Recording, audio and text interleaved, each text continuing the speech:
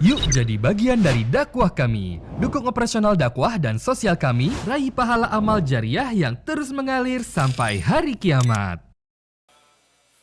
Alhamdulillah, tidak pernah lisan kita berhenti memuji dan memuja Allah. Sebagai seorang muslim kita harus terus menyadari betapa banyak nikmat Allah subhanahu wa ta'ala yang Allah limpahkan kepada kita. Dari bermula kita lahir di muka bumi ini sampai detik ini. Kita berkumpul bersama-sama dalam majelis ilmu ini. Berapa banyak makanan, minuman, oksigen, air, serta kesempatan, peluang, ilmu. Banyak sekali nikmat Allah subhanahu wa ta'ala yang melimpah. Yang Allah sudah memang kekalkan dalam Al-Quran. Wa in ta'uddu ni'matallahi la tuhsuha. Kalau kalian ingin menghitung-hitung nikmat Allah, kalian tidak akan pernah mampu menghitungnya. Dan Allah subhanahu wa ta'ala membolehkan kita menikmati itu semua. Boleh kita menikmati selama memenuhi syarat halalan thayyibah. Dibolehkan dan berkualitas. Serta Allah memerintahkan kita menyempurnakan dengan bersyukur. Dan kita harus banyak berterima kasih kepada Allah subhanahu wa ta'ala sebagai pencipta. Karena Allah mudahkan. Bersyukur itu dengan dua susunan kata ini saja. Alhamdulillah. Dan Allah kekalkan juga dalam firman-Nya. Wa idh ta'adzana rabbukum la in syakartum la azidannakum. Ingatlah ketika Tuhan kalian menyeru bahwasanya siapa yang bersyukur maka dia pasti akan tambah. Dan syukur nikmat ini terlalu banyak yang harus kita syukuri dan kalau kita mau rincikan sulit sekali. Tapi nikmat terbesar Bapak Ibu sekalian adalah kemerdekaan, persatuan dan kesatuan negara kita. Terus doakan yang baik buat negara kita. Terus doakan yang terbaik untuk para pemimpin kita. Banyak di antara warga Indonesia mungkin hanya karena kecewa sedikit, maka yang diucapkan tutur kata yang tidak santun kepada para pemimpin. Dan ini keliru. Imam Ahmad rahimahullah mengatakan, aku terus setiap hari mendoakan kebaikan untuk pemimpinku. Dan para imam-imam Masjidil Haram Mekah dan Masjid Nabawi Madinah tidak pernah berhenti mendoakan raja mereka. Agar selalu mendapatkan petunjuk. Diberikan para menteri dan pendamping yang baik serta bermanfaat bagi selain masyarakat negaranya juga bagi umat Islam. Maka ini doa-doa yang baik yang kita bisa panjatkan. Bila Allah subhanahu wa ta'ala kabulkan, maka kita ikut serta bersama mereka di pahala. Doakan yang baik, pasangan hidup kita, anak-anak kita, jauhi semua tutur kata yang buruk. Begitu juga dengan pekerjaan kita, profesi, kendaraan, rumah. Jangan pernah ucapkan kata-kata buruk. Ingatlah sabda Nabi SAW, hindari semua doa-doa buruk untuk diri kalian, harta kalian, dan juga keluarga kalian yang bisa saja bertepatan dengan waktu mustajab, malaikat mengaminkan dan diijabah. Maka selalu berkata kepada pasangan kita, kata-kata yang baik, berterima kasih, bersyukur dengan Allah, pekerjaan kita, bersyukur kepada Allah, kesempatan, ilmu dan apa saja. Alhamdulillah. Selanjutnya kita panjatkan salam hormat kita kepada utusan Allah Nabi besar Muhammad sallallahu alaihi wa alihi wa sahbihi wasallam sebagaimana Allah telah perintahkan kita untuk mengucapkan salam hormat tersebut dan tentu sebagai balas jasa 23 tahun dari masa hidup beliau dihabiskan untuk agama ini. 13 tahun fase Mekah semuanya dengan hinaan, cacian dan puncaknya diusir dari kampung halamannya Mekah dan kita tahu betapa pedihnya orang yang diusir dari kampung halaman. Nanti ke depannya Bapak Ibu akan lebih banyak tahu dari kajian sirah kita insyaAllah. Dan 10 tahun fase Madinah semuanya penyempurnaan agama ini sehingga kita bisa nikmati dan kita jadikan sebagai panduan hidup kita. Karena memang agama ini adalah panduan hidup. Dia seperti bodyguard buat kita juga. Apapun yang kita ingin makan, minum, atau aktivitas yang kita kerjakan, agama akan selalu mengatakan ini boleh atau ini tidak boleh. Itu semua hasil dari perjuangan Nabi Muhammad sallallahu alaihi wa alihi wa sahbihi wasallam. Pertama saya tentu memberikan apresiasi ke teman-teman notaris Indonesia, notaris Muslim Indonesia tepatnya ya, karena mau punya keinginan berkumpul seperti ini dan belajar tanpa harus melihat mungkin siapa yang lebih senior, siapa yang junior ya. Bapak Ibu duduk bersama-sama majelis ilmu, ini satu kemuliaan yang sangat baik, pilihan yang baik. Karena memang menuntut ilmu agama ini bukan pilihan Bapak Ibu sekalian, tapi kewajiban. Kata Nabi Muhammad SAW, talabul ilmi faridatun ala kulli muslim. Menuntut ilmu agama itu kewajiban. Ya, bagi semua muslim, tidak terkecuali. Kalau selain ilmu agama, itu hukumnya sunnah, mu'akkadah. Ada sebagian mengatakan fardu kifayah. Artinya kalau sudah ada muslim yang menekuni, maka sudah gugur bagi yang lain, kayak kedokteran atau spesies yang lain. Tapi ilmu agama ini nggak bisa. Nah diantaranya kita kumpul untuk ini. Dan walaupun kadang-kadang kita lebih banyak online, tapi ini satu niat yang baik. Saya berharap tentu semua komunitas muslim di Indonesia selalu punya keinginan besar untuk belajar. Karena ilmu ini memang adalah pondasi dasar agama kita. Islam memerangi rasa malas, Islam memerangi pengangguran, Islam memerangi rasa dendam, dan semua kebodohan dan seterusnya. Tapi Islam justru agama yang penuh dengan kreativitas, penuh dengan produktivitas, ya semuanya ilmiah, edukasi. Baik Bapak Ibu sekalian, kita akan masuk, dan mohon maaf saya duduk di sini bukan karena lebih tahu dari Bapak Ibu, tapi kita untuk belajar memang, dan memang kursi ini disiapkan karena kami menggunakan laptop jadi tidak bisa di bawah. Jadi izin mungkin saya duduk di atas Bapak Ibu sekalian ya. Kita akan melanjutkan kajian sirah nabawi kita, dan kita sudah menyelesaikan kajian terakhir adalah prosesi penyembelihan Nabi Ismail alaihissalam. Sempat kami katakan kalau Bapak Ibu ingat pada saat itu bahwasanya mimpi semua nabi-nabi itu adalah wahyu. Beda dengan mimpi kita. Pokoknya apapun yang Nabi lihat dalam mimpinya, semua Nabi tidak terkecuali itu berarti wahyu. Mereka bisa terima wahyu melalui mimpi, mereka bisa terima wahyu Jibril datang membawa secara langsung dengan postur aslinya sebagai malaikat, sebagaimana Nabi SAW waktu menerima 5 ayat pertama dalam surah Al-Alaq, Iqra' bismi rabbikal ladzi khalaq, itu di Gua Hira di Jabal Nur. Beliau sempat melihat Jibril pada saat turun dari Gua Hira dengan postur aslinya sebagai malaikat. Kadang-kadang juga Jibril menjelma jadi manusia, kemudian membicarakan atau menyampaikan kepada Nabi SAW apa yang diinginkan. Kadang-kadang diilhamkan dalam hati, kadang-kadang beliau mendengar ada seperti suara lonceng yang keras, dan berbagai macam metode penerimaan wahyu. Tapi salah satunya mimpi. Makanya waktu Nabi Ibrahim AS mimpi melihat menyembelih anaknya Ismail, tidak ada keraguan. Kalau ini adalah wahyu dari Allah subhanahu wa ta'ala. Dan karena Allah yang perintah, maka dia ikut. Ini poin. Poin yang lain, ini kita sedikit review apa yang kita pelajari yang terakhir kemarin. Karena ketulusan Nabi Ibrahim alaihissalam untuk menerima perintah ini, dan beliau juga paparkan kepada anaknya Ismail, seraya menyampaikan, dan ini Allah kekalkan dalam Al-Quran, inni ara fil manami anni azbahuk.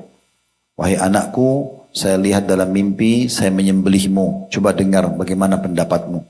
Tapi karena Nabi Ismail waktu itu adalah orang yang sudah dewasa, sudah berumah tangga, dan sudah faham agama Allah subhanahu wa ta'ala, maka dia pun mengatakan, ya abatif al-ma tu'mar, satajiduni insyaallah minas sabirin. Wahai ayahku, kerjakan apa yang Anda diperintahkan, maka Anda akan temukan saya termasuk orang-orang yang sabar. Ini sekaligus membantah pernyataan yang mengatakan waktu Ismail mau disembelih masih kecil. Tapi yang benar adalah sudah dewasa. Bahkan sudah berumah tangga waktu itu. Sudah berumah tangga. Kalau anak kecil tidak akan mungkin mau menyerahkan dirinya disembelih. Ya. Tapi karena dia sudah dewasa. Dan kita sudah bacakan firman Allah SWT pada pertemuan yang lalu bagaimana waktu dua-duanya sudah pasrah, Nabi Ismail menyerahkan lehernya, Nabi Ibrahim sudah mengarahkan pedangnya, maka di saat itu Allah subhanahu wa ta'ala mengutus Jibril menahan pedangnya Nabi atau pisaunya Nabi Ibrahim, lalu Allah berfirman, qad saddaqtar ru'ya, kamu telah membenarkan mimpi itu hai Ibrahim. Lalu Allah bilang, wa fadainahu bidhibin azim, lalu kami ganti Ismail dengan sembelihan yang besar, itulah domba, gitu ya.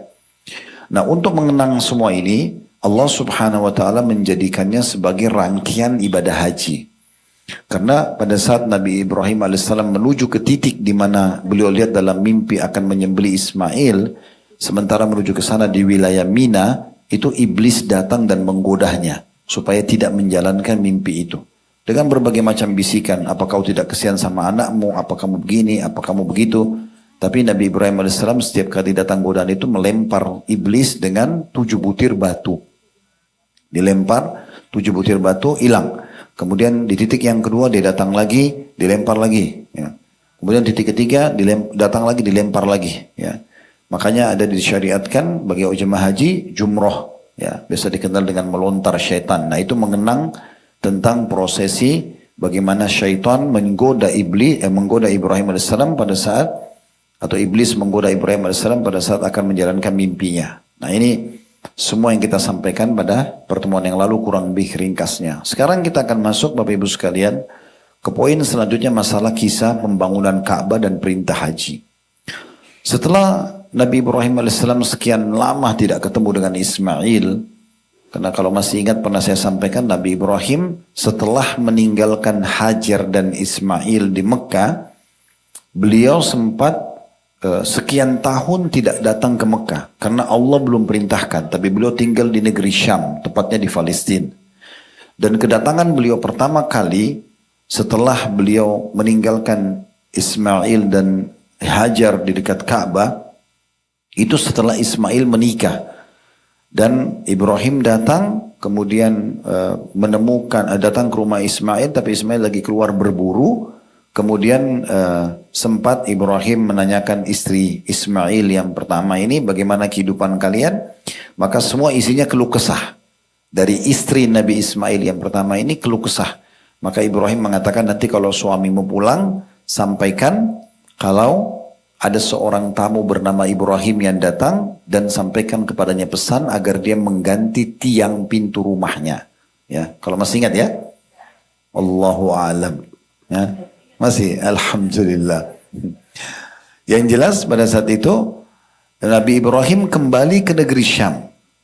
Kenapa kembali? Karena Allah suruh kembali. Ismail pulang dari berburu tidak ketemu sama ayahnya di saat itu. Maka dia pun pulang ke rumah, tanya istrinya ada tamu atau tidak. Dia katakan ada seseorang bernama Ibrahim. Apa pesannya? Pesannya agar anda mengganti tiang pintu rumah anda. Maka kata Ismail, itu ayahku Ibrahim, dia seorang nabi dan dia perintahkan aku untuk menceraikanmu.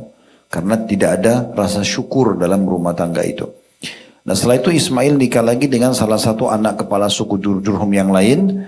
Dan setelah sekian lama, entah berapa lama tidak disebutkan dalam buku sejarah, Ibrahim diizinkan yang kedua kali datang ke Mekah.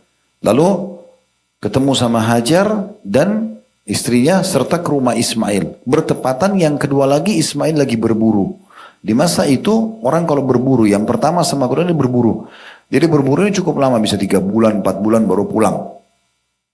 Lalu dia Ibrahim ketemu sama istri keduanya Ismail, lalu ditanya kehidupan mereka. Ternyata istri kedua ini selalu bersyukur kepada Allah Subhanahu wa taala. Maka Ibrahim mengatakan, nanti kalau suamimu pulang, sampaikan ada seorang tamu bernama Ibrahim dan sampaikan agar dia mempertahankan tiang pintu rumahnya. Nah, lalu Ismail pulang waktu itu, dan pada saat itu Allah masih mengizinkan Nabi Ibrahim tidak pulang ke negeri Syam dulu. Maka ketemulah mereka, pertama kali ketemu. Sebelum ketemu tentu Ismail ke rumahnya lalu tanya ada tamu datang, katakan istrinya mengatakan iya ada seseorang yang bernama Ibrahim, apa pesannya? Pesannya agar engkau mempertahankan tiang pintu rumahmu. Maka Ismail mengatakan itu ayahku adalah bernama Ibrahim dan dia seorang nabi dan dia perintahkan aku untuk mempertahankan rumah tangga denganmu. Nah, setelah itu terjadilah pertemuan pertama antara Ismail dan Ibrahim setelah sekian tahun berpisah, dari bayi sampai sudah menikah. Jadi waktunya lama sekali. Pertemuan hari pertama baru melampiaskan rindu, malam harinya Nabi Ibrahim mimpi sembelih anaknya. Di hari pertama itu. Makanya Nabi Ibrahim sangat sedih, tapi ini perintah Allah. Dan Allah menyebutkan itu sebagai ujian yang berat. Tapi karena keimanannya dia lakukan itu. Nah, sudah selesai tadi kita jelaskan berapa lama dan dari kita reviewkan bagaimana prosesi penyembelihan dan tidak jadi. Akhirnya Allah Subhanahu wa taala setelah itu memerintahkan perintah yang baru. Perintah Allah kepada Ibrahim dan Ismail alaihi wassalatu wassalam sekaligus untuk membangun Ka'bah. Nah, Ka'bah ini Bapak Ibu sekalian dan saya minta sebentar mungkin kalau bisa pada saat saya sebutkan potongan ayat di surah apa, Bapak Ibu tolong dibuka aplikasi Al-Qur'annya ya, biar kita sambil tadabbur gitu ya. Tapi belum sekarang, nanti sebentar saya mau sampaikan dulu. Ka'bah itu Bapak Ibu sekalian rumah Allah di muka bumi, satu-satunya rumah Allah di muka bumi yang dibangun oleh Nabi Adam bersama anaknya yang bernama Syith. Shin ya tha ya, dibaca Syith. Ini juga seorang nabi. Jadi Nabi Adam punya anak Qabil dan Habil, kemudian ada Syith. Syith ini dinobatkan jadi nabi. Dan Allah turunkan kepada Syed alaihi wassalatu wassalam 50 kitab. Tentu ini ada kisah tersendiri, tapi yang jelas Ka'bah itu dibangun pertama oleh dua manusia mulia ini. Kemudian bangunan Ka'bah runtuh, Bapak Ibu sekalian, karena banjir di zaman Nabi Nuh. Karena semua muka bumi ini, Allah sebutkan dalam Al-Quran tentang kisah Nabi Nuh, semua air yang ada di langit dituangkan, semua air yang di bumi dikeluarkan sehingga bertemu. Dan yang selamat hanya yang ada di kapal Nabi Nuh saja. Nah termasuk waktu itu yang kena hancur adalah bagian bangunan Ka'bah. Tersisa pondasinya saja. Nah itulah sebabnya di zaman Nabi Ibrahim Allah suruh bangun kembali di pondasi yang sama. Nah itu Bapak Ibu bisa lihat dalam surah Al-Imran. Ya, surah nomor 3 ayat 96. Surah nomor 3 ayat 96. Allah berfirman, sekali lagi surah nomor 3 ayat 96. Inna awwala baitin udi'a linnasi dalladhi bi Bakkata mubarakan wa hudan lil alamin. Sesungguhnya Al-Imran 96 ya. Rumah yang mula-mula dibangun untuk beribadah manusia ialah Baitullah di Bakkah. Bakkah istilah Mekah. Ya, bisa juga Bakkah itu yang dimaksud adalah pondasi dasarnya Ka'bah, tapi dia di sini terjemahnya adalah Mekah yang diberkahi dan menjadi petunjuk bagi semua manusia. Ya, menjadi petunjuk bagi semua manusia. Saya juga akan buka aplikasi Al-Quran karena cukup banyak ayat Al-Quran yang akan kita baca ya. Kemudian Allah subhanahu wa ta'ala juga berfirman, Bapak Ibu bisa lihat dalam surah Al-Baqarah. Surah nomor 2 ayat 125 sampai 129. Ini Allah menggambarkan tentang perintah prosesi pembangunan Ka'bah pertama kali. Sekali lagi Al-Baqarah surah nomor 2 ayat 125 sampai 129. Bunyinya wa idh ja'alna al-baita mathabatan lin-nasi wa 'amnan wattakhidhu min maqami Ibrahim musalla wa ahidna ila Ibrahim wa Ismail an tahhira baitiya lit-ta'ifina wal-'akifina war-rukka'is sujud. Dan ingatlah ketika kami menjadikan rumah itu, maksudnya Baitullah Ka'bah, tempat berkumpul bagi manusia dan tempat yang aman. Jadi semenjak waktu Allah ciptakan sampai menjelang hari kiamat, Ka'bah itu dijamin selalu lokasinya aman. Dan akan terus menjadi tempat ibadah. Dan jadikanlah sebagian maqam Ibrahim. Maqam Ibrahim tempat pijakan kaki Nabi Ibrahim. Nanti juga akan kita jelaskan dalam proses pembangunan insyaAllah. Dan jadikanlah sebagian maqam Ibrahim. Tentu hadits menjelaskan di belakang maqam Ibrahim. Makanya Bapak Ibu kalau habis tawaf, sholat 2 rakaat di belakang maqam Ibrahim. Dan jadikanlah sebagian maqam Ibrahim tempat sholat. Dan telah kami perintahkan kepada Ibrahim dan Ismail, bersihkanlah rumahku untuk orang-orang yang tawaf, yang i'tikaf, yang ruku dan juga sujud. Maksudnya betul-betul di sekitar Ka'bah harus dipakai hanya untuk ibadah. Ayat 126-nya, wa idh qala Ibrahim rabbi ja'al hadha baladan aminan warzuq ahlahu minas thamarati man amana minhum billahi wal yawmil akhir. Qala wa man kafara fa umatti'uhu qalilan thumma attarruhu ila adzabin nar wa bi'sal masir.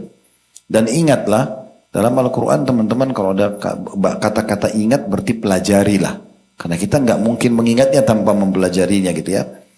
Ketika Ibrahim berdoa, dan doa ini Ibrahim ucapkan kapan? Pada saat beliau meninggalkan Hajar dan Ismail menuju ke negeri Syam. Kalau masih ingat di awal-awal kajian sirah kita, setelah Nabi Ibrahim menurunkan dan meninggalkan Hajar dan Ismail di dekat Ka'bah, lalu Nabi Ibrahim langsung menuju ke negeri Syam. Hajar sempat mengejarnya. Hai Ibrahim, apa kau meninggalkan kami? Di lembah, tidak ada manusia, tidak ada hewan, tidak ada kehidupan. Maka Ibrahim tetap diam.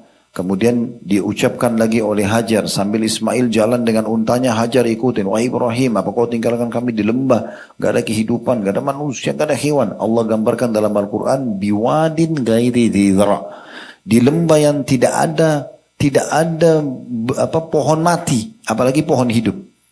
Nabi Ibrahim diam. Yang ketiga kali juga sama. Yang keempat kali lalu Hajar mengatakan, Allahu amaraka bihada. Apakah Allah yang perintahkanmu untuk ini? Kata Ibrahim, iya. Maka Hajar mengucapkan kata-kata mulia, idzan lan yudayyi'ana. Kalau begitu tidak mungkin dia menyia-nyiakan kami.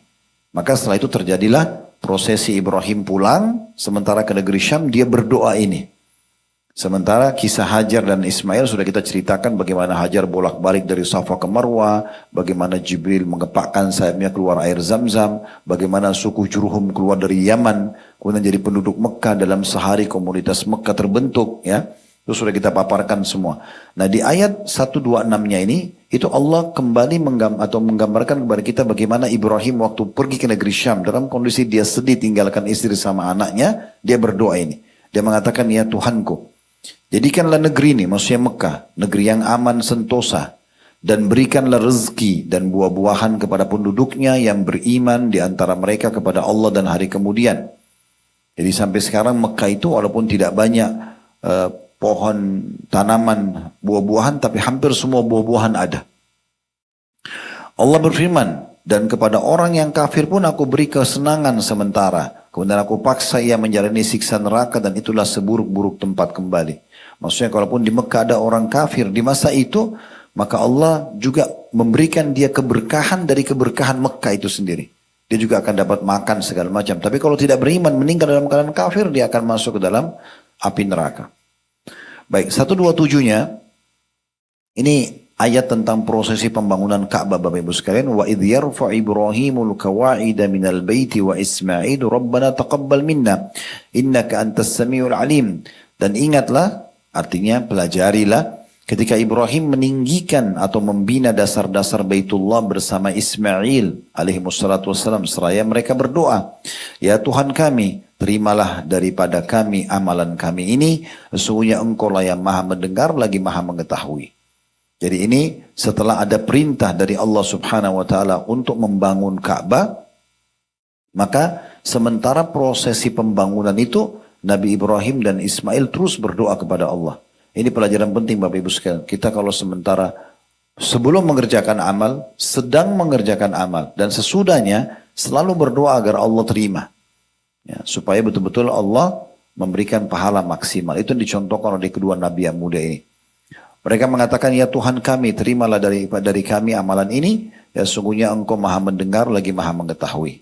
Lalu ayat 128-nya, Rabbana waj'alna muslimaini laka wa min dhurriyyatina ummatan muslimatan laka wa arina manasikana wa tub alaina innaka antat tawwabur rahim. Ya Tuhan kami, jadikanlah kami ini berdua orang yang tunduk patuh kepada engkau, dan jadikanlah di antara anak cucu kami umat yang tunduk juga patuh kepada engkau. Dan tunjukkanlah kepada kami cara-cara dan tempat-tempat ibadah haji kami, dan terimalah taubat kami, sungguhnya engkaulah yang maha penerima taubat lagi maha penyayang. Dari ayat ini ada 3 faedah besar ya Bapak Ibu sekalian di 128 ini. Pentingnya seseorang selalu mendoakan kebaikan terutama untuk keturunannya, untuk dirinya, supaya selalu beriman pada Allah sampai ajal datang, dan doakan keturunan untuk menjadi keturunan yang selalu tunduk dan patuh kepada Allah. Yang kedua, pentingnya kita mempelajari agama Allah supaya kita mengikuti panduan sesuai dengan SOP syariat. Harus kita ikuti. Beribadah harus punya rujukan, punya dalil. Ada panduannya enggak? Tidak ada, jangan dikerjakan. Ada, dikerjakan. Itu batasannya. Kemudian yang ketiga, pentingnya seseorang untuk selalu bertaubat kepada Allah subhanahu wa ta'ala. Di sini makna firman Allah subhanahu wa ta'ala, Nabi Ibrahim dan Ismail mengatakan, dan terimalah taubat kami. Pertanyaan sederhana, dosa apa yang dikerjakan Nabi Ibrahim dan Ismail? Tidak ada. Sementara mereka lagi prosesi bangun Ka'bah. Maksudnya ayat ini adalah, kalau dalam prosesi kami bangun Ka'bah yang kau perintahkan ini ya Allah, ada kesalahan kami, maka terimalah taubat kami. Ini luar biasa. Jadi termasuk ya bagian yang harus diperhatikan oleh orang-orang beriman, bagaimana mereka selalu memohon maaf kepada Allah kalau seandainya ada ibadah yang dia kurang dalam mengerjakannya. Kemudian 129-nya, Rabbana wab'ats fihim rasulan minhum yatlu alaihim ayatika wa yu'allimuhul kitaba wal hikmata wa yuzakkihim innaka antal azizul hakim. Ya Tuhan kami, keduanya berdoa, utuslah untuk mereka seorang rasul dari kalangan mereka. Kata sebagian ulama tafsir, ini maksudnya adalah Nabi Muhammad SAW. Karena Nabi Ismail dan Nabi Ibrahim minta agar dikeluarkan dari penduduk Mekah, itu seorang rasul. Dan tidak ada yang datang sebagai rasul setelah Ibrahim dan Ismail alaihissalam di Mekah kecuali Nabi Muhammad sallallahu alaihi wasallam.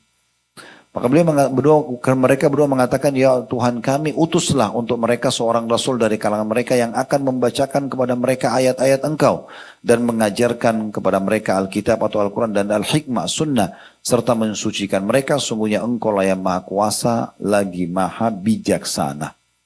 Nah ini yang kita bahas sampai ayat 129 gitu ya. Baik, ayat ini Bapak Ibu sekalian menjelaskan kepada kita tentang adanya prosesi pembangunan Ka'bah itu sendiri. Ibrahim alaihissalam pada saat membangun Ka'bah, ada beberapa hal yang Allah memang kekalkan supaya bisa kita yakin dan mengenang tentang upaya Nabi Ibrahim dalam membangun Ka'bah itu. Karena ini bukan tugas biasa. Ini bukan membangun rumah seorang raja dunia atau presiden, atau membangun rumah orang tuanya. Ini membangun rumah Allah yang semua orang akan menjadikannya sebagai petunjuk dan rujukan.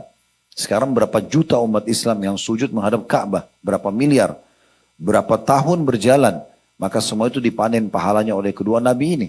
Ini amal yang mulia sekali. Maka Nabi Ibrahim alaihissalam setiap kali mau melihat stabilitas bangunan, beliau mundur ke belakang. Nah, Bung Ibrahim itu supaya lihat ini sudah rata belum? Karena waktu itu Nabi Ibrahim bukan tukang batu. Beliau seorang nabi. Perintah Allah dijalankan. Maka dia butuh tahu ini betul nggak, sudah pas nggak gitu ya. Nah, setiap kali beliau mundur di satu titik, dan titik ini selalu beliau jadikan sebagai sentral. Itulah yang dikekalkan telapak kaki beliau. Dikenal dengan Maqam Ibrahim ya. Dan itu Allah kekalkan ya. Supaya kita tahu memang yang bangun Ka'bah adalah Ibrahim alaihissalam.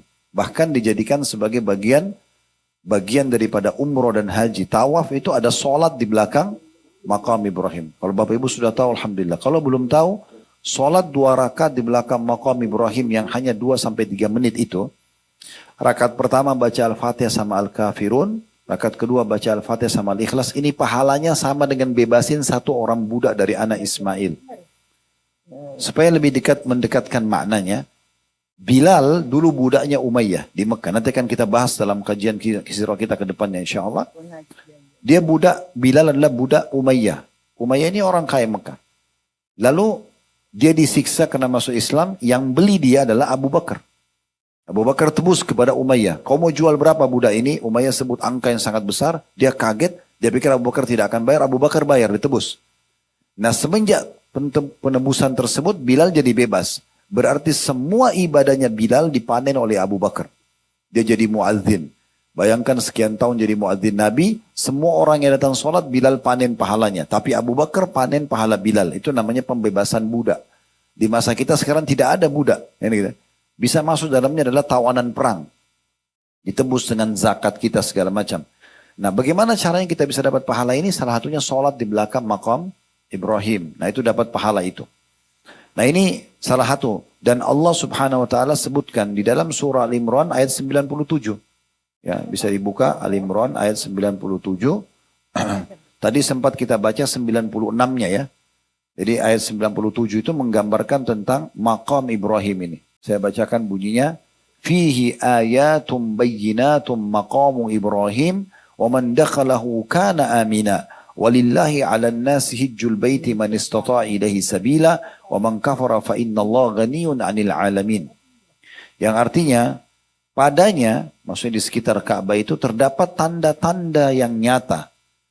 Maksudnya tanda-tanda nyata kalau itu adalah perintah Allah Subhanahu wa taala, karena orang selalu ke sana, orang tawaf ya, orang muliakan.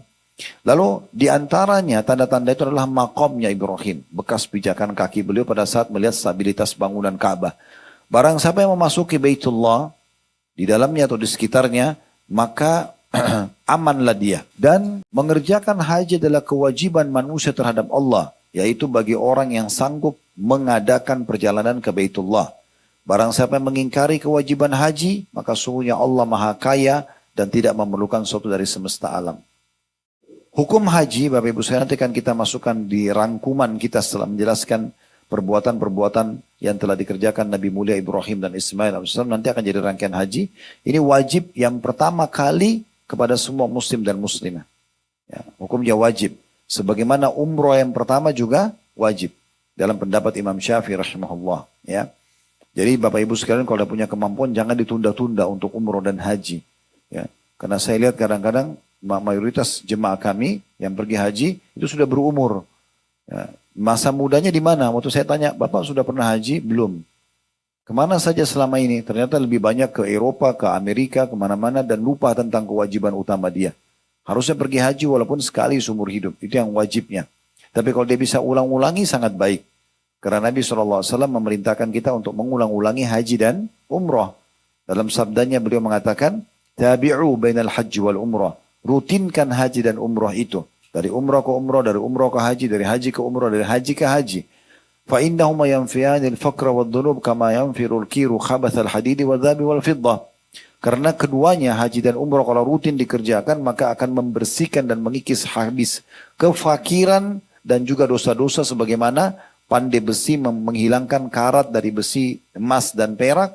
Walaysa li hajjatil mabrur jazaa'ul jannah. Tidak ada balasan haji yang mabrur kecuali surga.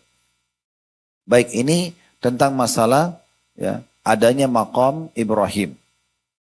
Setelah selesai pembangunan Ka'bah ini, ya,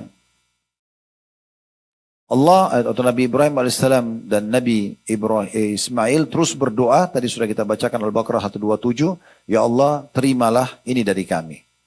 Lalu Allah Azza wa Jalla memanggil dan memerintahkan Ibrahim setelah bangun Ka'bah selesai untuk menyeru manusia datang mengerjakan ibadah haji. Sempat Ibrahim berkata kepada Jibril alaihissalam dalam beberapa riwayat, "Wa ma yablughu sauti?" Sampai di mana suaraku? Karena Allah perintahkan Nabi Ibrahim sendiri, waktu itu tidak ada media kayak kita sekarang mungkin bisa di-share, bisa diangkat di media, semua orang dunia bisa lihat.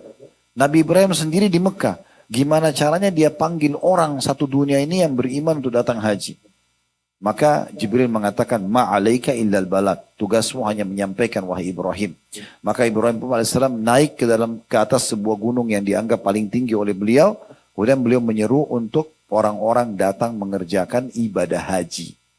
Dan Allah subhanahu wa ta'ala menyampaikan suara Ibrahim AS terdengar oleh semua orang beriman di saat itu. Maka semuanya berlumba-lumba datang untuk mengerjakan ibadah haji. Bapak Ibu bisa lihat dalam surah Al-Hajj. Memang Allah namakan surah Al-Hajj. Surah nomor 22. Ya, surah nomor 22. Di ayatnya 26 sampai 29. Di ayat 26-nya Allah berfirman, Al-Hajj.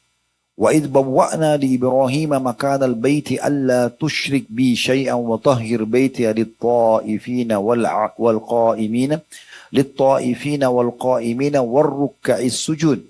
Dan ingatlah, maksudnya pelajarilah ketika kami memberikan tempat kepada Ibrahim di tempat Baitullah dengan mengatakan, janganlah kamu memperserikatkan atau mempersekutukan sesuatu pun dengan aku. Dan sucikanlah rumahku ini bagi orang-orang yang tawaf, orang-orang yang beribadat, dan orang-orang yang ruku dan sujud. Maksudnya Allah berfirman kepada Ibrahim disampaikan oleh Jibril tentang masalah ini. Perintah mensucikan Ka'bah dan juga memudahkan orang ruku, sujud, dan seterusnya. Lalu ayat 27-nya ini perintah Allah agar ya, memanggil manusia haji. Wa'adzim fin nasi bil haji ya'tuka rijalan wa ala kulli damirin ya'tina min kulli fajjin amiq. Dan berseruhlah hai Ibrahim kepada manusia untuk mengerjakan haji, niscaya mereka akan datang kepadamu dengan berjalan kaki dan mengendarai unta yang kurus yang datang dari segenap penjuru jauh. Jadi maksudnya ayat ini menjelaskan Nabi Ibrahim panggil, suaranya disampaikan ke seluruh dunia. Dan saking jauhnya orang-orang yang datang dan terjangkau suara Ibrahim, sampai mereka menunggangi unta karena untanya kurang bekal sampai jadi kurus waktu tiba di Mekah. Ini yang dimaksudkan. Tujuannya ayat 28-nya adalah liyashhadu manafi'a lahum wa yadhkuru ismallahi fi ayyamin ma'lumatin ala ma razaqahum min bahimatil an'am faqulu minha wa atimul ba'isal faqir. Semua itu supaya mereka, manusia yang beriman, menyaksikan berbagai manfaat bagi mereka dan supaya mereka menyebut nama Allah pada hari yang telah ditentukan atas rezeki yang telah Allah berikan kepada mereka berupa binatang ternak.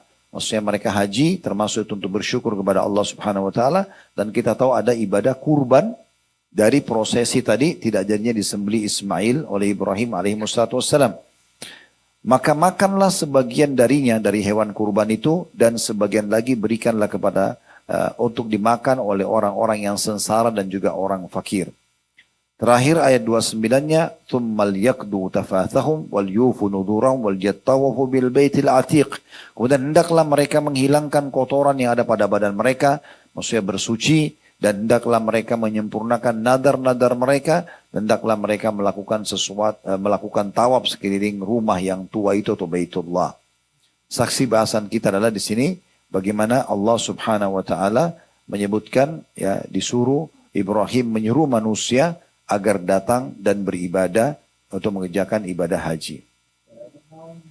Setelah itu tentunya, ya, mulailah manusia datang dan mengerjakan ibadah haji, dan pada masa itu semua manusia yang datang ke Mekah yang beriman, mereka bertauhid kepada Allah, Bapak Ibu sekalian. Tidak ada kesyirikan sama sekali. Dan dari semua rangkaian yang kita sudah sampaikan dari pertemuan yang lalu dan sekarang, inilah rangkaian ibadah haji. Dimulai dari bagaimana Nabi Ibrahim dan Nabi Ismail salam, gitu kan? Dimulai daripada Hajar waktu sa'i jalan antara Safa dan Marwah untuk mencari air, lalu menemukan air Zamzam, ada ibadah sa'i. Ditemukan air Zamzam, ada ibadah minum air Zamzam. Kemudian Nabi Ibrahim membangun Ka'bah untuk dimuliakan dan hanya jadi kiblat. Kemudian juga tawaf keliling, ruku dan sujud, sholat di sana. Kemudian prosesi penyembelian yang tidak jadi tadi, maka ada ibadah kurban. Semua ini menjadi satu rangkaian daripada ibadah haji sendiri. Tentu kalau saya ringkaskan Bapak Ibu sekalian, haji itu 6 hari. Haji itu 6 hari. Dari tanggal 8 Zulhijjah sampai 13 Zulhijjah. Ini haji.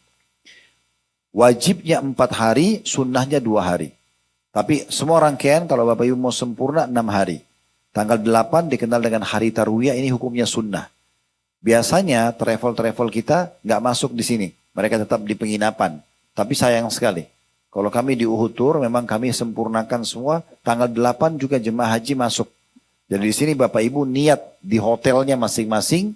Niat labbaik Allahumma hajjan. Ya Allah, aku jawab panggilanmu untuk haji. Nah, pada saat kita ucapkan itu, Bapak Ibu sekalian, kita pakai baju ihram, ibu-ibu pakai lengkap dari kerudung kepala sampai kaos kaki. Yang terbuka hanya wajah dan telapak tangan. Bapak-bapak pakai 2 lembar kain ihram yang tidak boleh berjahit. Disulam biasanya, ya. Dan Nabi SAW menggunakan warna putih. 1 di bawah, 1 di atas. Dan di saat itu bapak-bapak tidak boleh tutup kepala. Tidak boleh pakai pakaian dalam. Tidak boleh pakai celana dalam. Tidak boleh pakai kaos dalam. Ya. Kemudian juga tidak boleh pakai sepatu yang menutupi mata kaki. Ya. Ini laki-laki sedikit banyak peraturan-peraturannya kalau sedang ihram, ya. Jadi jangan pakai baju kaos, jangan pakai celana dalam, cuma pakai 2 lembar kain ihram itu pada saat Anda sudah sebelum niat, ya. Nanti kalau sudah niat itu menjadi larangan, malah mutlak gitu, ya. Tidak boleh tutup kepala dengan yang melekat di kepala seperti kopiah, topi pet atau kain ihram kalau kita rasa panas. Tapi kalau jauh dari kepala seperti payung boleh. Kalau jauh dari kepala gitu, ya. Kemudian tidak boleh pakai sepatu yang menutup mata kaki. Pernah Nabi SAW melihat ada sahabat lakukan, Nabi suruh potong sepatunya supaya mata kakinya kelihatan. Maka paling aman pakai sendal. Paling lama pakai sendal. Dan kalau sudah kita berihram, yang sudah niat, Bapak Ibu ada larangan-larangan. Tidak boleh pakai wangi-wangian, termasuk pakai sabun, ya, pakai tisu basah. Kalau sudah niat, ya, tidak boleh mencabut bulu di badan secara sengaja. Tidak boleh memotong kuku, ya. Kalau sebelum berihram, sebelum niat, sunnahnya memang mandi, pakai sampo sama sabun, gunting kuku, ya. Kalau laki-laki ditambah dengan mencukur kumis. Tapi setelah niat, maka tidak boleh lagi. Kita harus jaga. Jadi Bapak Ibu kalau ingat, kalau lagi umroh, lagi haji, kalau sudah lagi dalam kondisi ihram, masuk kamar hotel, jangan sampai pakai sabun, maaf kalau cebok atau mandi. Boleh kita segarkan lagi badan kita dengan mandi, tapi hindari wangi-wangian ini. Kalau ada yang mengatakan, tapi Ustaz kan ada sabun sama sampo yang tidak wangi. Saya pernah lihat ada jemaah haji kami, tahun lalu kebetulan hajinya, dia bawa dari Indonesia ini, ternyata saya cium masih wangi. Lebih baik dihindari saja gitu, ya. Hanya sebatas pakai ihram. Nanti selesai ibadahnya, dia boleh mandi dengan menggunakan wangi-wangian lagi. Nah, kemudian juga ada larangan, tidak boleh lagi suami istri rafath. Rafath itu mengucapkan kata-kata yang menuju ke hubungan biologis. Gandengan boleh, ya kalau lagi tawaf, lagi sa'i. Tapi kalau sudah mengarah ke biologis nggak boleh, ya. Janji-janjian, kode-kodean nih nanti malam gini nggak boleh, ya. Itu, ya. Jadi lagi ihram nggak boleh. Kemudian juga tidak boleh Bapak Ibu sekalian memburu hewan darat. Mungkin sekarang tidak berlaku ya, tapi ini hukum dulu berlaku. Karena di masa dulu orang pergi Mekah itu main unta sama kuda. Dan mereka kalau kehabisan bekal tengah jalan, mereka berburu kelinci, mereka berburu kambing rusa. Nah itu kalau lagi ihram tidak boleh. Dalam surah Al-An'am Allah sebutkan itu. Tapi sekarang sudah tidak berlaku tentunya buat kita ya. Nah ini ada larangan-larangan ihram yang harus kita jaga tentunya. Dan kalau ada orang, kalau rafath saja mengucapkan kata-kata yang menuju ke biologis nggak boleh, berarti biologisnya lebih tidak boleh. Kalau orang biologis sementara ihram, batal ibadah haji ataupun umrohnya. Dia harus ulangin lagi. Plus kalau haji itu dia tambah menyembeli unta. Ya. Jadi memang ada larangan-larangan gitu ya, yang tidak boleh. Baik, tanggal 8 Bapak Ibu pakai ihram di kamar hotel, baca labbaik Allahumma hajjan, lalu menuju ke Mina. Ya. Tarwiyah ini itu diistilahkan Bapak Ibu sekalian karena umumnya musim haji itu panas, sedikit panas. Biasanya orang ambil air dipercikin di padang pasir supaya panasnya berkurang. Nah ini dikenal dengan tarwiyah. Makanya tanggal 8 dibilang hari tarwiyah karena mendinginkan lokasi itu dengan air gitu ya. Kemudian kita masuk ke Mina itu sebelum duhur. Sebelum duhur. Sebenarnya Bapak Ibu kalau bayar paket haji itu sudah masuk include kemah Bapak Ibu makan dan minum. Ya. Jadi kami sarankan kalau pilih travel usahakan kalau haji masuk tanggal 8. Di tanggal 8 itu di Mina yang kita lakukan ibadah haji itu sholat duhur di waktu duhur 2 rakaat. Sholat asar di waktu asar 2 rakaat. Jadi tidak dijamak tapi dikasar, dipangkas. Duhur di waktu duhur 2, asar di waktu asar 2. Di antaranya Bapak Ibu boleh tidur, boleh makan, boleh berzikir ya. Yang penting kita nginap di Mina. Maghrib di waktu maghrib 3 rakaat, isya di waktu isya 2 rakaat. Kenapa maghrib tetap 3? Karena memang yang dipangkas, yang dikosar hanya sholat 4 rakaat. Subuh nggak bisa jadi 1 rakaat, maghrib nggak bisa jadi 1,5 rakaat. Ya. Jadi yang boleh hanya yang 4 rakaat, duhur, asar dan isya. Itu yang dikasar. Sebagaimana jamak juga hanya boleh duhur sama asar, maghrib sama isya. Nggak boleh asar sama maghrib. Nggak boleh isya sama subuh. Nggak boleh subuh sama duhur. Dia hanya boleh duhur sama asar dan maghrib sama isya. Boleh takdim di awal waktu, duhur dan asar di waktu duhur. Didahulukan duhur dulu baru asar. Atau takhir, diterlambatkan di waktu asar tapi tetap berurut. Duhur dulu 2, baru asar 2. Nah seperti itu juga dengan maghrib dan isya. Nah nanti Bapak Ibu nginap di Mina, di tenda. Ya umumnya sekarang tenda sudah ber-AC. Sampai besok tanggal 9. Ya. Saya ulangi lagi 6 hari ini. Tanggal 8, 9, 10, 11, 12, 13. Tanggal 8 hukumnya sunnah. Bapak Ibu jemaah haji masuk atau tidak masuk Mina tidak berdosa. Tapi kalau dikerjakan pahalanya lebih besar. Sebagaimana nanti hari terakhir, hari ke-13 sunnah juga. Nah hari terakhir, hari tasyrik. Tapi ini juga kami sarankan tetap dikerjakan. Karena Allah bilang tentang masalah orang yang menyempurnakan sampai tanggal 13, 5 nittaqa. Bagi orang yang lebih bertakwa. Orang yang lebih patuh kepada Allah. Baik, tanggal 8 sudah. Kita masuk di Mina, sholat duhur, asar, maghrib, isya, nginap. Besok tanggal 9-nya masuk hari wajib. Ini harus wajib ada di Arafah. Gak boleh keluar. Dari mulai sebelum duhur, nanti sholat duhur asar, ini bedanya di jamak qasar. Duhur asar 2 rakaat, dipangkas dan ditakdim, dimajukan di waktu duhur. Ya. Ini walaupun orang Mekah. Penduduk Mekah pun sama. Kalau lagi ibadah haji. Mereka lakukan ini. Nanti di sini Bapak Ibu mendengarkan khutbah Arafah. Nabi SAW biasa menyampaikan khutbah atau menyampaikan khutbah Arafah. Biasanya para ustadz, para kiai menyampaikan khutbah Arafah, nasihat ya agama. Kemudian sampai Bapak Ibu habis dengar khutbah, sholat duhur dan asar, kemudian mungkin ada tanya jawab atau apa intinya makan siang, habis itu istirahat sebentar, habis asar sampai terbenam matahari ini doa. Bukan lagi saatnya ngobrol, mulai masuk waktu asar sampai terbenam matahari. Kalau misalnya asar jam 4, maghrib jam 6, 2 jam itu Bapak Ibu jangan ngobrol sama siapapun di Arafah. Karena kata Nabi SAW, doa yang paling afdal doa Arafah. Doa Arafah. Kalau ada Bapak Ibu yang tanya, Ustaz di Arafah nanti habis asar, mana lebih baik? Saya berdoa atau saya baca Quran? Walaupun baca Quran mulia tetap kami mengatakan berdoa. Mana lebih baik? Zikir atau saya berdoa? Tetap lebih baik dia berdoa. Karena Nabi SAW bilang doa paling afdal itu di Arafah. Di Arafah. Dan ini puncak haji. Makanya kata Nabi SAW, Al-Hajju Arafah. Haji itu adalah Arafah. Haji itu adalah Arafah. Ya, ini penting sekali untuk digarisbawahi Bapak Ibu sekalian ya. Dan jangan banyak sibukkan kita dari makan, minum terus-menerus. Boleh, bukan tidak boleh. Tapi bolak-balik cemilannya akhirnya bolak-balik juga ke WC. Ya. Dan banyak ngobrol, banyak tidur. Arafah lewat. Padahal Arafah ini waktunya sangat terbatas. Kata Nabi SAW, di hari Arafah, keutamaannya itu Allah Azza wa Jal turun ke langit bumi. Kemudian mengatakan kepada para malaikatnya, lihatlah hamba-hambaku itu datang dalam kondisi berdebu karena mengharapkan rahmatku. Maka kalian semua jadi saksi kalau hamba-hambaku ini memiliki dosa, penghuni Arafah ini memiliki dosa sejumlah butiran pasir di muka bumi atau sejumlah tetesan air hujan atau sejumlah tetesan air, pasir atau buih di lautan. Maka aku sudah bersihkan semua, aku maafkan semua. Lalu Allah berfirman kepada orang yang hadir di Arafah, bubarlah dari sini wahai hamba-hambaku dalam kondisi dosa kalian diampuni dan juga orang-orang yang kalian berikan syafaat. Jadi siapa yang didoakan oleh teman yang lagi haji di Arafah itu dimustajab. Ya, diijabah oleh Allah Subhanahu wa taala. Jadi Arafah ini mahal banget. Makanya orang yang pergi sana Bapak Ibu sekalian sudah niat haji ya. Walaupun dia sakit di rumah sakit selama belum meninggal, pemerintah Saudi siapin ambulan dibawa ke Arafah. Walaupun dalam kondisi diinfus, pakai ihram. Karena kalau dia hadir di Arafah berarti dia haji. Gitu ya. Nah ini sampai terbenam matahari. Bapak Ibu jangan keluar sebelum terbenam matahari.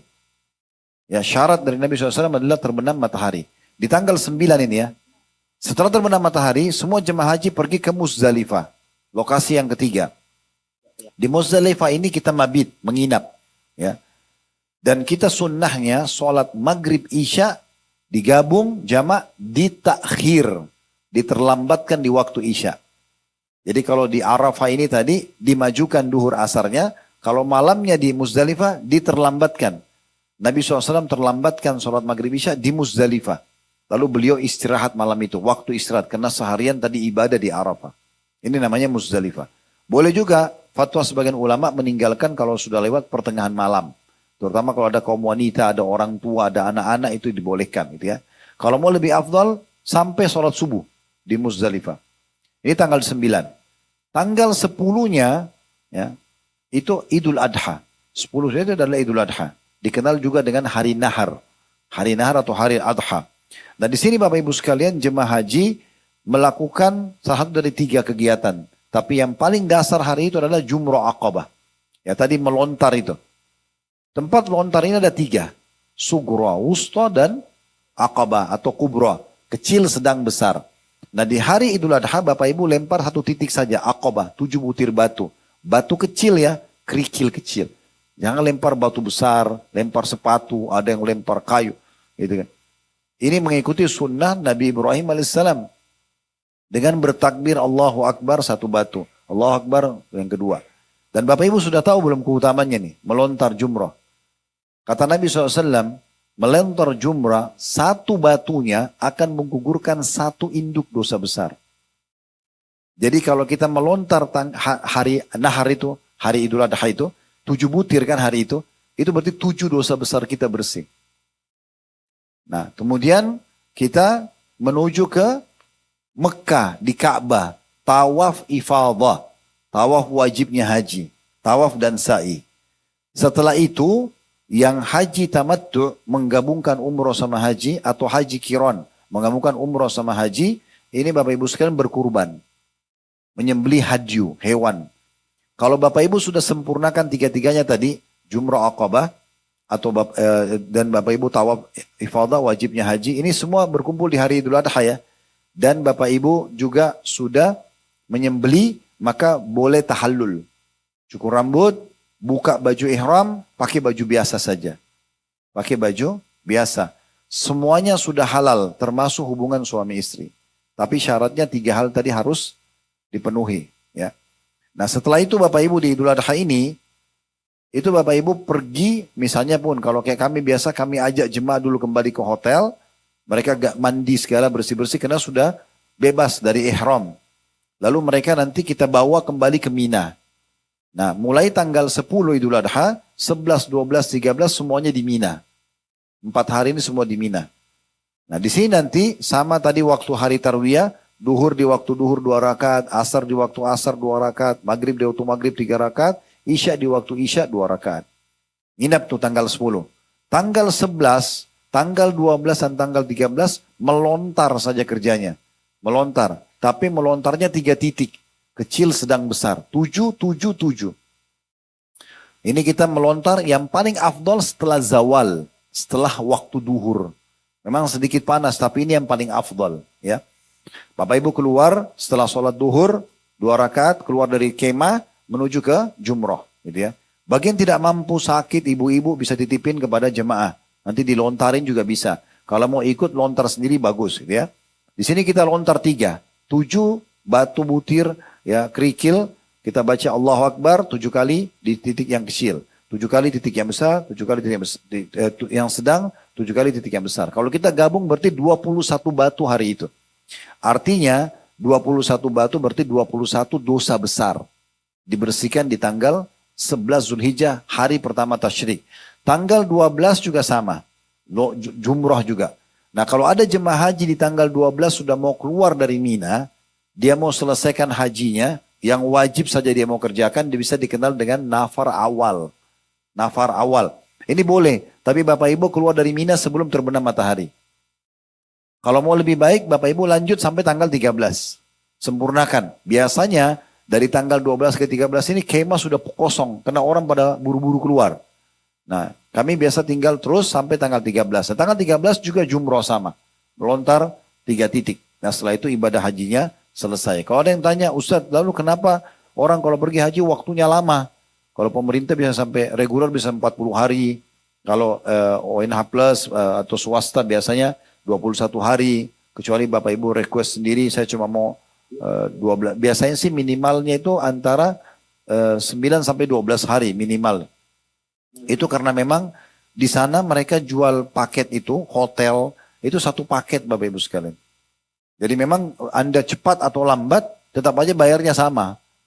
Maka lebih baik kita perbanyak ibadah di sana. Nah kurang lebih seperti itu. Ini rangkaian ibadah haji penjelasannya. Karena memang sampai di sini di kajian sirah kita sudah tidak ada lagi lanjutan tentang masalah haji. Kita akan pindah nanti di poin yang lain, yaitu awal mula munculnya kesyirikan di Mekah. Awal mula munculnya kesyirikan di Mekah. Setelah Nabi Ibrahim dan Nabi Ismail AS menerapkan syariat Allah di Mekah, terus saja orang-orang Mekah bertauhid dan semua jemaah haji datang bertauhid. Tidak ada sama sekali penyembahan berhala, tidak ada syirik kepada Allah. Ya, itu berjalan sampai keduanya meninggal dunia. Setelah keduanya meninggal dunia, sekarang lebih fokus sedikit Bapak Ibu sekalian. Setelah keduanya meninggal dunia, masih ingat dulu ada satu suku Arab dari Yaman yang keluar lalu ketemu dengan tinggal bersama Ismail dan Hajar. Masih ingat namanya?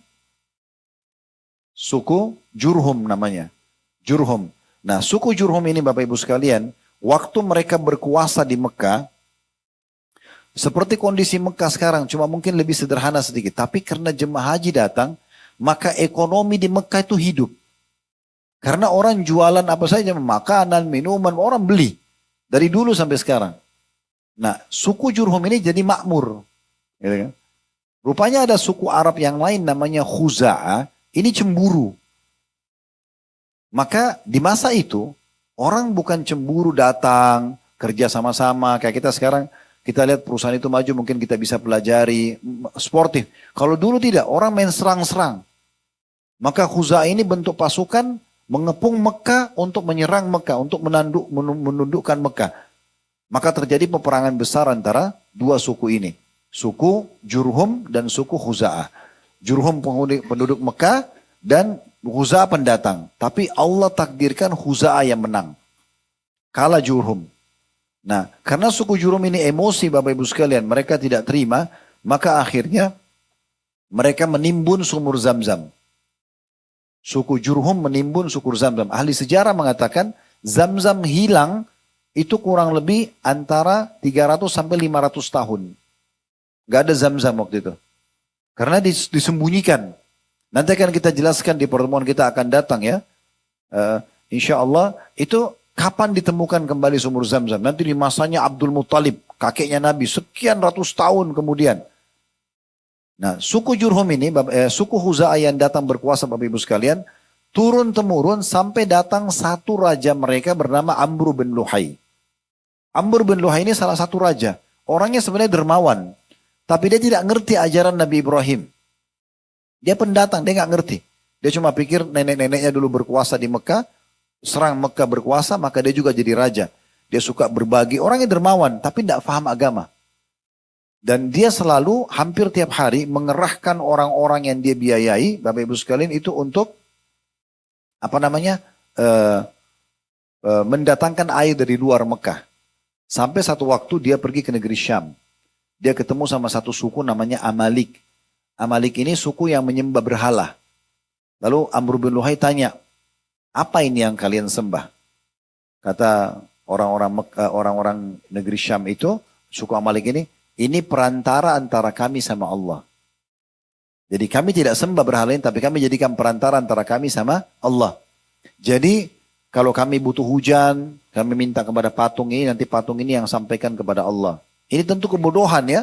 Karena patung itu dia yang pahat, dia yang ukir, dia yang kasih nama, kalau rusak dia yang perbaiki, tapi dianggap sebagai Tuhan. Sekutunya Allah gitu ya. Makanya dikatakan orang-orang musyrik, orang-orang yang menyekutukan Allah. Maka Amr bin Luhai bilang, kalau begitu juallah beberapa Tuhan kalian kepada saya, patung itu. Karena di Mekah kami nggak punya air. Maka dia mulai beli patung, Bapak Ibu sekalian, pada saat itu, dan dijadikan atau dia bilang sama penduduk Mekah, ini adalah patung ya yang bisa mendatangkan hujan buat kalian, mendatangkan air buat kalian. Dan dia membawa beberapa patung. Maka mulailah orang-orang Mekah, Bapak Ibu sekalian, menyembah patung itu. Ini kesyirikan pertama. Jadi dia yang mengajar merubah ajaran Nabi Ibrahim dan Ismail alaihissalatu wassalam ya. Dan patung pertama yang dimasukkan di Mekah itu diberi nama oleh Amr bin Luhai dengan Hubal. Nama patungnya Hubal. Nanti kita akan jelaskan di perang Uhud Bapak Ibu sekalian. Bagaimana Abu Sufyan waktu menang melawan muslimin dia mengatakan telah menang Hubal. Maksudnya Tuhannya mereka itu patung yang pertama kali ditaruh oleh Amr bin Luhai gitu ya.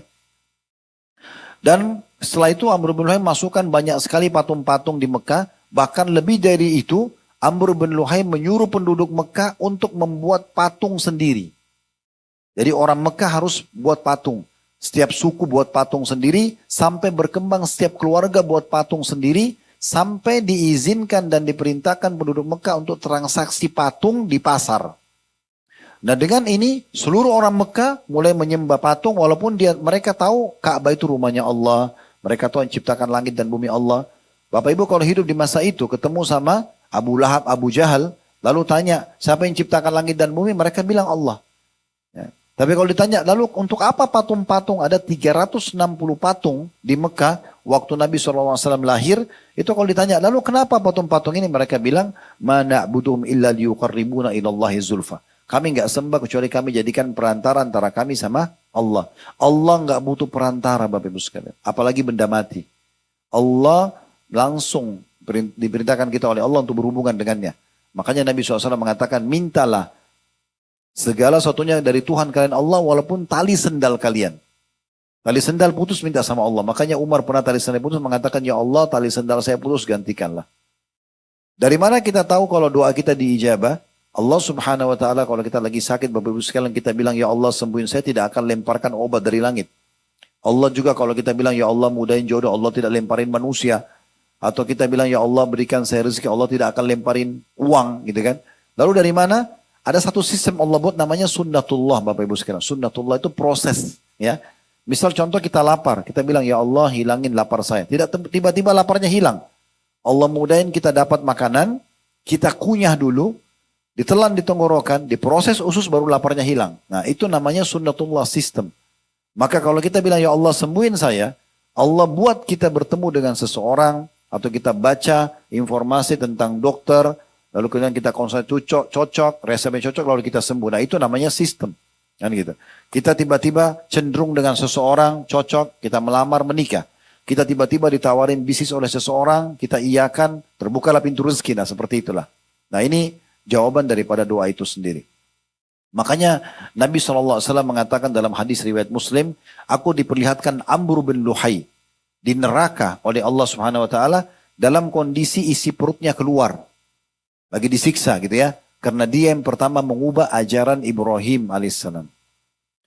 Dan dia bukan cuma sekedar mengubah ajaran Nabi Ibrahim alaihissalam, tapi dia banyak sekali memasukkan patung-patung dan menyuruh patung-patung dan memberikan nama-nama seperti ada Wud. Ya, itu yang disembah oleh suku Kalb di Mekah. Ada Suwa yang disembah oleh suku Hudzail. Ada Yaguth disembah oleh suku Tai. Ada juga dan penduduk wilayah Jarash. Ada juga Ya'uq disembah oleh penduduk Hamazan. Dan ada Yathar disembah oleh penduduk Yaman. Dan yang paling ajaib ini ada kisah yang unik Bapak Ibu sekalian ya. Mungkin kalau saya lihat waktunya sepertinya kita tutup dengan kisah ini. Karena ini sedikit panjang tapi ada kisah dua patung namanya Isaf dan Na'ilah. Kalau belum pernah dengar ini nama Isaf dan Na'ilah. Dan Bapak Ibu kalau pilih nama buat anak, buat cucu hati-hati dengan nama-nama yang pernah Allah hukum. Seperti nama Fir'aun, ya. Contoh ya, Haman, Qarun, Namrud, ya. Hati-hati. Atau di masa kita mungkin ada orang yang meninggal dalam keadaan kafir, jelas kalau meninggal dalam keadaan itu masuk neraka. Nggak boleh dipakai namanya, hati-hati. Ya. Kita pakai nama-nama kita, nama-nama Islam. Karena itu berbahaya ya. Nah ada kisah Bapak Ibu sekalian. Dari semua patung yang ada di Mekah itu. Ada dua patung yang agak unik. Namanya patung Isaf dan Na'ilah. Isaf ini patung laki-laki, Na'ilah patung perempuan. Ini sebenarnya bukan patung. Tapi dua manusia yang Allah kutuk. Dua manusia yang Allah kutuk. Ya. Ceritanya adalah Isaf sama Na'ilah ini saling suka Bapak Ibu sekalian. Penduduk Yaman. Maka Isaf ini laki-laki ini melamar Na'ilah dari orang tua Na'ilah. Tapi ditolak. Nah waktu itu perjalanan yang jauh dan jauh dari keluarga adalah haji. Maka keduanya pergi haji. Pergi ke Mekah. Dan di depan Ka'bah di saat lagi sunyi mereka berzina. Ya. Akhirnya Allah kutuk jadi patung. Isaf dan Na'ilah. Nah waktu awal-awal mereka dikutuk, penduduk situ masih tahu. Maka ditaruhlah Isaf di Bukit Safa, ditaruh Na'ilah di Bukit Marwah untuk jadi pelajaran. Ini loh kalau orang buat maksiat depan Ka'bah hukumannya begini. Tapi berjalan waktu sampai datang Amr bin Luhai, orang lupa kisahnya ini. Maka Isaf dan Na'ilah diangkat, ditaruh dekat Ka'bah baru disembah. Nah, ini luar biasa gitu. Mereka tidak faham tentang masalah bagaimana kisah Isaf dan Na'ilah. Ini kejahilan. Dan kenapa waktu di Mekah Bapak Ibu sekalian dinamakan dengan masa jahiliyah? Karena memang pada saat itu Bapak Ibu sekalian mereka sangat bodoh. Ya, sangat bodoh. Kebodohannya itu, kebodohannya itu bukan melampaui batas. Mereka menyembah patung. Kan patung itu seperti saya bilang, patung itu kan semua yang buat manusia, dibentuk sama dia yang bentuk matanya, dia yang ukir-ukir, dia yang warnahin, dia yang pikul ke tempat yang dia mau sembah, kalau rusak dia perbaiki, lalu dipanggil Tuhan. Ngomong nggak bisa, bantu nggak bisa berikan manfaat. Ini bahaya sekali. Dan di masa kita sekarang banyak orang tidak sadar terjerumus dengan hal yang sama walaupun bukan patung. Sebagai contoh, mereka bilang dalam sholatnya, iyyaka na'budu wa iyyaka nasta'in. Hanya kepadamu Allah kami menyembah, hanya kepadamu kami minta tolong. Tapi selepas sholat pergi kuburan sebelah masjidnya, minta-minta. Loh, tadi komitmen hanya kepadamu ya Allah itu mana? Kuburan Bapak Ibu sekalian dalam Islam, kita disunnahkan Nabi datang ziarah. Salam, doakan. Nah itu kita yang sundahkan Nabi SAW. Nabi sering ulangi ke Baqi, ke kuburan syuhada Uhud gitu ya. Tapi tidak pernah Nabi ambil tanahnya, tidak pernah Nabi taruh air, di situ diambil keberkahan. Itu tidak pernah ada dalam sejarah. Kalau Bapak Ibu melihat kuburan Nabi Muhammad SAW itu ada di dalam kamarnya Aisyah. Kenapa kuburan Nabi dalam kamar Aisyah? Karena semua nabi-nabi dikubur di tempat mereka meninggal. Beda sama kita. Kita meninggal di rumah, tetap dibawa ke pemakaman. Kalau nabi-nabi nggak begitu. Meninggal di situ dikubur. Makanya Nabi Muhammad SAW dikubur di kamarnya Aisyah. Karena meninggal napas terakhir di kamarnya Aisyah. Jadi Aisyah itu ini ranjangnya, itu kuburan Nabi. 30 tahun lebih. Nabi meninggal tahun 11. Aisyah masih hidup setelah itu di masa Abu Bakar. Abu Bakar berkuasa 11 sampai 13 Hijriah. Setelahnya Umar datang 10 tahun. Ya, dari tahun 13 sampai 23. Setelahnya Utsman datang 23 sampai 37. Setelahnya Ali datang sampai tahun 40. Ini Aisyah masih hidup. Setelahnya ada Muawiyah masih hidup. Dan di masa inilah Aisyah meninggal dunia. Belum ada satupun riwayat Aisyah mengatakan, hai muslimin ini kuburan Nabi ambil tanahnya. Hai muslimin taruh air di sini. Tidak pernah sama sekali. Para sahabat datang mengucapkan salam pada Nabi, kemudian mereka pergi. Jadi enggak dilakukan seperti sebagian muslimin sekarang. Akhirnya mengkultus kuburan itu. Orang-orang yang sudah mati, sealim apapun dia, mereka butuh sama kita. Sealim apapun itu. Bapak Ibu tahu kenapa kita baca salawat kepada Nabi Muhammad SAW? Apa itu salawat? Kita minta agar Allah tambahkan rahmatnya. Kenapa Nabi Muhammad didoakan itu? Karena Nabi sudah diampuni dosanya yang lalu dan akan datang. Karena orang yang sudah meninggal tetap butuh tambahan. Semua nabi-nabi kita bilang alaihimussalatu wassalam. Para sahabat kita bilang radhiyallahu anhum. Kenapa kita doakan mereka? Padahal mereka orang-orang soleh. Karena orang yang mati butuh doa orang yang hidup. Jangan dibalik. Jangan seakan-akan kita yang butuh dari orang mati. Keliru. Kita masih hidup, kita punya peluang untuk beramal soleh. Hati-hati nih. Ini banyak orang-orang Mekah terjerumus suruh begitu. Kalau Bapak Ibu sekali lagi ini sebagai penutup ya. Kalau kita bicara sama Abu Jahal, Abu Lahab di masa itu. Ini Ka'bah, siapa punya rumah mereka bilang Allah. Allah bilang dalam Al-Quran. Ya. Siapa yang ciptakan langit dan bumi? Allah. Siapa yang gantikan siang malam? Allah. Abu Jahal, Abu Lahab jawab itu. Allah bilang, wa idza sa'altum man khalaqas samawati wal arda yaqulullah. Kalau ditanya, hai Muhammad, kalau kau tanya mereka tentang siapa yang ciptakan langit dan bumi, mereka bilang Allah. Lalu tanya mereka, hai Muhammad, kenapa mereka sembah berhala-berhala ini? Mereka bilang, ma na'budum illa liyuqarribuna ila Allahi zulfa. Kami enggak sembah berhala kecuali kami jadikan perantara antara kami sama Allah. Makanya enggak boleh Bapak Ibu sekalian menggantung-gantung jimat. Kata Nabi SAW, man allaka tamimatan faqad asyrak. Siapa yang menggantung jimat telah berbuat kesyirikan. Enggak boleh. Ya, kertas kah, benda-benda kah ditaruh di badan, tidak pernah. Nabi Muhammad SAW itu kalau ngutus pasukan, ya, mau ngutus pasukan ya, tidak Nabi kasih kertas atau kasih Nabi baju ini supaya kau kebal, musuh nggak bunuh kamu.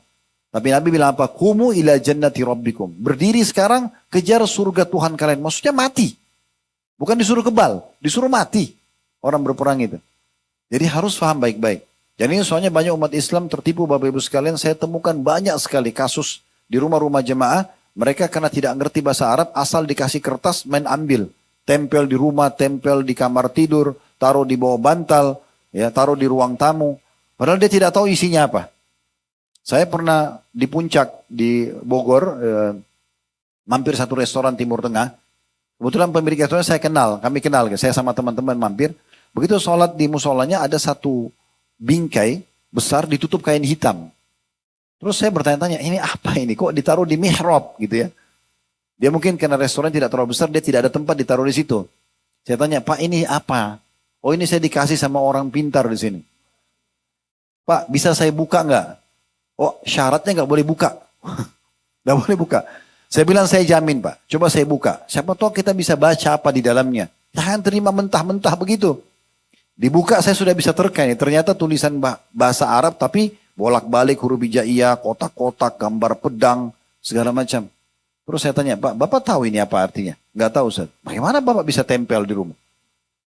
Bapak sudah tahu belum? Ayat kursi, lukisan ayat kursi, enggak bisa ngusir setan. Enggak bisa. Kapan ngusir setan kalau dibaca? Mau bukti kalau setan itu tetap ada. Kalau Bapak Ibu enggak bisa tidur malam, coba baca Quran. Ngantuk enggak? Ada setan berarti enggak? Itu. Sedangkan baca Quran setannya masih ada. Apalagi cuma tampil lukisan, nggak bisa. Apalagi bahasa Arabnya nggak jelas. Itu. Hati-hati, saya pernah di Irian.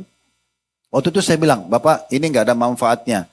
Bapak mau untung bisnisnya, saya juga pembisnis, saya ajarin caranya. Mau Pak, mau. 3 syarat penuhi. Yang pertama, modalnya halal. Yang kedua, sistemnya halal. Yang ketiga, produknya halal. Selesai. Modal, sistem, sama produk halal, halal. Selesai. Rezeki datang kok itu. Itu dicontohkan Nabi, contohkan Abu Bakar, contohkan Abdurrahman bin Auf, contohkan semua sahabat. Nggak perlu datang ke dukun-dukun, minta kertas, minta ini pasang patung kucing. Ya. Itu kan keyakinan orang non-muslim panggil-panggil rezeki. Nggak ada begitu-begitu dalam Islam. Ini contohnya gitu ya. Saya juga tambahkan sebagai buruh, saya pernah diundang sama satu pengusaha di Irian waktu itu. Maksudnya saya ceramah, tapi habis itu dipanggil sama seorang pengusaha. Dia bilang, Ustaz, waktu saya cerita tentang masalah begini-begini, kertas-kertas yang banyak huruf hijai, karena tidak ngerti bahasa Arab, main dianggap berkah saja. Ustaz tadi, coba Ustaz sampaikan itu, coba Ustaz ke rumah, ke toko kami. Ayah saya ada tempel kertas di kamarnya dia, di toko itu, saya tidak ngerti apa. Baik, saya datang ke sana, saya dapat itu kertasnya Bapak Ibu sekalian sudah butek, coklat tua, ya, dan sudah cukup, udah mau robek kertas itu. Tulisan bahasa Arab. Mohon maaf Bapak Ibu sekalian, saya belajar bahasa Arab sama ayah saya dari SD. SMP saya pernah di Al-Azhar Kairo, SMA sama S1 di Madinah, hampir tiap hari dengar bahasa Arab. Hampir tiap hari nih. Tapi saya begitu baca saya nggak ngerti. Iya. Bagaimana Bapak Ibu kalau baca bahasa Indonesia tuh tidak bisa baca tuh gimana tuh? Pasti ada sesuatu yang salah kan? Saya coba bolak-balik lihat kertas ini. Apa ini?